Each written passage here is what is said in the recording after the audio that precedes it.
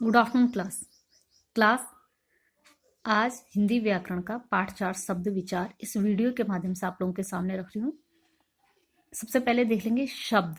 शब्द क्या होता है? वर्णों के सार्थक समूह को शब्द कहते हैं, यानी कि वर्णों का ऐसा समूह जिसका कोई अर्थ निकले उसको हम क्या कहेंगे? शब्द कहेंगे। जैसे कलम, कलम, कलम यानी पेन, इसका अर्थ निकल रहा है तो इसको हम क्या बोलेंगे?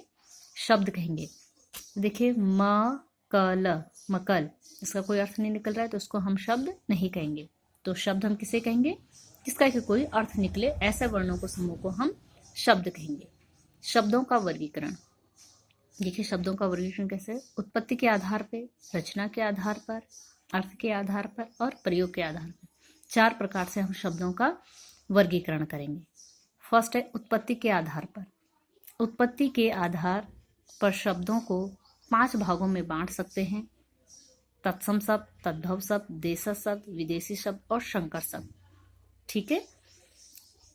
फर्स्ट है तत्सम शब्द। तत्सम शब्द वे शब्द होते हैं जो संस्कृत भाषा से शुद्ध रूप में हिंदी में प्रयोग किए जाते हैं।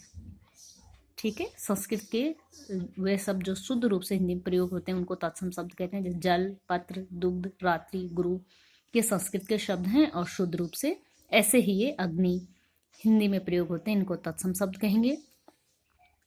तद्भव शब्द। तद्भव शब्द जो कि संस्कृत भाषा से कुछ परिवर्तित होकर हिंदी में प्रयोग किए जाते हैं। शब्द जो है संस्कृत के लेकिन थोड़ा परिवर्तन के बाद हिंदी में प्रयोग किए जाते, जैसे अग्नि को आग, सर्प का सांप, दुग्ध का दूध, रात्रि का रात, ये थोड़ा परिवर्तित होकर हिंदी में प्रयोग किए गए, इनको कहते हैं तद्भव शब्द। अब देखेंगे देशज शब्द। वे शब्द जो हिंदी भाषा में अनेक क्षेत्रीय आम बोलचाल की भाषा से आए हैं। देसी भाषाओं से जो शब्द आए हैं उनको हम क्या कहेंगे? देशज शब्द कहलाते हैं। जैसे पगड़ी, थैला, डिबिया, ये आम बोलचाल की भाषा के शब्द हैं जो अब हिंदी में प्रयोग किए जाते हैं। विदेशी शब्द। हिंदी भाषा में अनेक विदेशी भाषाओं के शब्द हैं जो प्रयोग हो रहे हैं, इनको विदेशी शब्द कहते हैं। जैसे अंग्रेजी के स्कूल, कार, पेन, रेडियो, अनेकों शब्द ऐसे हैं जो अब हिंदी भाषा के अंग बन गए, हिंदी भाषा में हम रोज प्रयोग करते हैं। तुर्की के देखिए जैसे कैंची, चाकू, कुर्ता, लाश।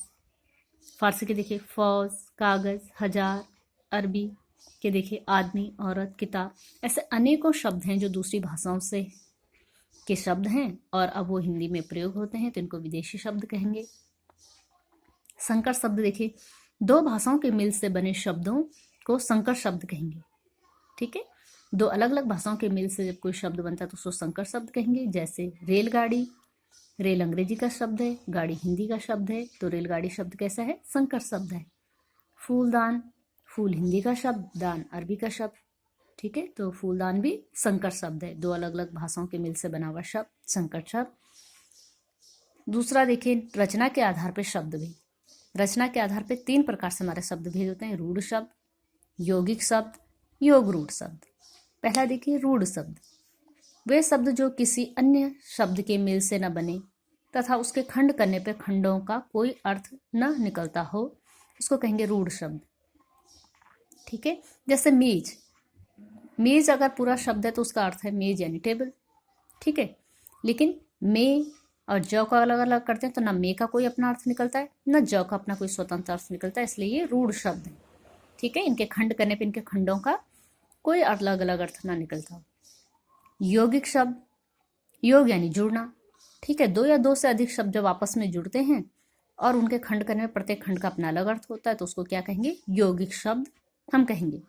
2 या 2 से अधिक शब्दों के मिल से बने शब्दों को यौगिक शब्द कहेंगे। जैसे गुणवान, गुण यानी क्वालिटीज, गुणवान, ऐसा व्यक्ति जिसमें गुण हो। ठीक है। अनपढ़, अन यानी नहीं, पढ़ यानी पढ़ना, जिसको पढ़ना लिखना नहीं आता है वो अनपढ़ है ना। तो दोनों 2 अलग अलग शब्द हैं, दोनों का अपना अलग अलग अर्थ है, इसलिए ये क्या है? यौगिक शब्द। अब देखेंगे योग रूढ़ शब्द। ठीक है। योग रूढ़ शब्द क्या होता है? योग रूढ़ शब्द होगा जब क्या होगा कि कुछ यौगिक शब्द ऐसे होते हैं जिनका अर्थ रूढ़ हो गया है। ठीक है। यानी कि ये शब्द जो है किसी विशेष व्यक्ति या वस्तु विशेष के लिए प्रयोग किए जाते हैं। ठीक है, ऐसे शब्द जो किसी विशेष व्यक्ति या वस्तु के लिए प्रयोग किए जाएंगे उनको क्या कहेंगे? योग रूढ़ शब्द। होते ही यौगिक शब्द ही हैं, लेकिन किसी विशेष व्यक्ति और वस्तु के लिए प्रयोग किए जाते हैं। जैसे चारपाई यानी चार पांव वाली, तो चार पैर वाले बहुत सारी चीजें होती है, कुर्सी भी होती है ना, मेज भी होती है, लेकिन चारपाई हम खाट, है ना, खाट को बोलते हैं और सभी को चारपाई नहीं बोलते हैं, है कि नहीं। तो किसी विशेष वस्तु के लिए ये आया, तो इसलिए इसको योग रूढ़। ऐसे दशानन, 10 हैं आनंद, 10 हैं सिर जिसके, तो हम रावण को दशानन बोलते हैं, व्यक्ति विशेष के लिए आया। ठीक है, तो ये योग रूढ़ शब्द हो गए। अब देखिए प्रयोग के आधार पर शब्द भेद। प्रयोग के आधार पर दो प्रकार से, विकारी शब्द और अविकारी शब्द। विकारी शब्द जिन शब्दों में लिंग, वचन, कारक और पुरुष के कारण विकार या परिवर्तन आ जाता है उन्हें विकारी शब्द कहते हैं। ठीक है, जैसे लड़की खेल रही है, अब इसका वचन बदला तो लड़कियां खेल रही हैं, वचन के कारण परिवर्तन हुआ, तो ये विकारी शब्द है। अविकारी शब्द जिन शब्दों में लिंग, वचन, पुरुष, काल के कारण कोई परिवर्तन नहीं होता उसे अविकारी शब्द कहते हैं। क्रिया विशेषण, समुच्चय बोधक, विस्मयादि बोधक, संबंध बोधक आदि सारे शब्द क्या होते हैं? अविकारी शब्द होते हैं। ठीक है, अब देखेंगे अर्थ के आधार पे शब्द भेद, कि अर्थ के आधार पे शब्दों के कितने भेद होते हैं। अर्थ के आधार पे शब्दों के 6 भेद होते हैं। पहला एकार्थी, दूसरा अनेकार्थी, तीसरा है समानार्थी या पर्यायवाची, चौथा है विपरीतार्थी या विलोम शब्द, पांचवा है समरूपी भिन्नार्थक शब्द, छठा है वाक्यांश के लिए के स्थान पर एक शब्द, किसी वाक्यांश के लिए एक शब्द। ठीक है, सबसे पहले देखेंगे एकार्थी शब्द, जिन शब्दों का एक ही अर्थ होता है। ठीक है, ऐसे शब्द जिनका एक ही अर्थ होता है उनको कहेंगे एकार्थी। जैसे पीड़ा, पीड़ा का एक ही अर्थ है दर्द, नृत्य का एक ही अर्थ है नाच, गृह का एक ही अर्थ है घर। ठीक है, तो ये एकार्थी शब्द हैं। अनेकार्थी शब्द ऐसे शब्द जिनका प्रयोग एक से अधिक अर्थों के में होता है। ठीक, जैसे कर, कर का अर्थ क्या हुआ? हाथ, किरण, टैक्स। काल का क्या है? मृत्यु, समय। ऐसे अनेक शब्द हैं जिनके एक से ज्यादा अर्थ हैं, उनको क्या कहते हैं? अनेकार्थी शब्द। फिर है समानार्थी या पर्यायवाची शब्द। समान अर्थ बताने वाले शब्दों को हम समानार्थी या पर्यायवाची शब्द भी कहते हैं। जैसे आकाश, आकाश के पर्यायवाची के आसमान, गगन, अंबर, इन सब का अर्थ एक ही है। ठीक है, लेकिन ये शब्द अलग अलग हैं। पानी, पानी का जल, नीर, वारी, ऐसी रात के रजनी, निशा, निशे। ठीक है, कमल का नीरज, पंकज, जलज, है ना। देखिए विलोम शब्द या विपरीतार्थी शब्द, विपरीत अर्थ देने वाले जो शब्द परस्पर विपरीत अर्थ प्रकट करते हैं उनको विपरीतार्थी या विलोम शब्द कहते हैं। जैसे सुख, दुख, लाभ, हानि, कटु, मधुर, आयात, निर्यात, है ना। ऐसे अनेकों शब्द हैं जो कि विलोम शब्द या विपरीतार्थी शब्द कहलाते हैं। फिर है समरूपी भिन्नार्थक शब्द। कुछ शब्द ऐसे होते हैं कि जिनकी वर्तनी तो भिन्न होती है किंतु उच्चारण के समय बहुत कम अंतर होता है, तो एक समान सुनाई देते हैं। वर्तनी यानी लिखने में जो उनके वर्ण है वो तो अलग होंगे, लेकिन क्या होता है कि जब हम उनका उच्चारण करते हैं तो उच्चारण में जो है बहुत कम अंतर बहुत कम अंतर होने के कारण वो एक जैसे सुनाई देते हैं। जैसे अन्न, अन्न यानी अनाज, और अन्य, अन्य यानी दूसरा। ऐसी और यानी तरफ, और यानी तथा। ठीक है, अब देखिए वाक्यांश के स्थान पर एक शब्द।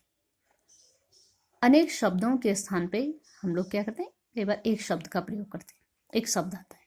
ठीक है, उसके कहते हैं वाक्यांश के स्थान पे एक शब्द। जैसे उपकार को मानने वाला, तो उसके लिए हम एक शब्द क्या प्रयोग करेंगे? कृतज्ञ, है ना।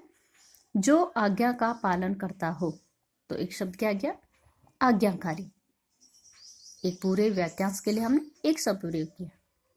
ठीक है, तो ये क्या हो गया? वाक्यांश के स्थान पे एक शब्द। अब ये शब्द विचार इस वीडियो के माध्यम से आप लोगों के सामने रखा गया है।